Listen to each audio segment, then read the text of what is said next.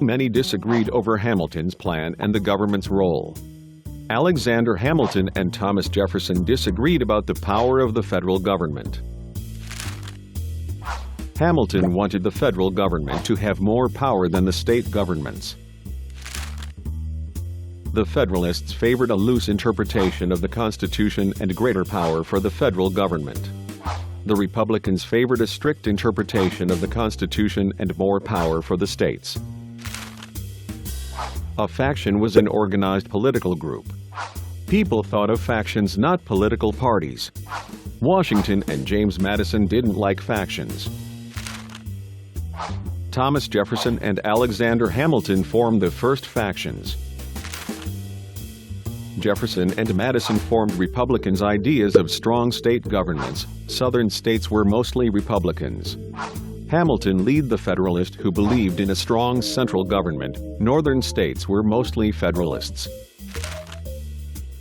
Federalists were supported by merchants, workers who depended on manufacturing and trade for their jobs, and property owners. Republicans were supported by farmers and plantation owners. Washington supported Hamilton and the Federalists' strong central government. Republicans argued a strong government could bring back monarchy. Alexander Hamilton and Thomas Jefferson also differed over foreign policy.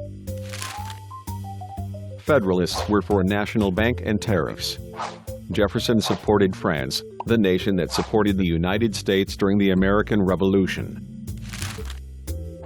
Hamilton supported England. Washington sets an important precedent by not running for a third term. In the election of 1796, John Adams became the second president.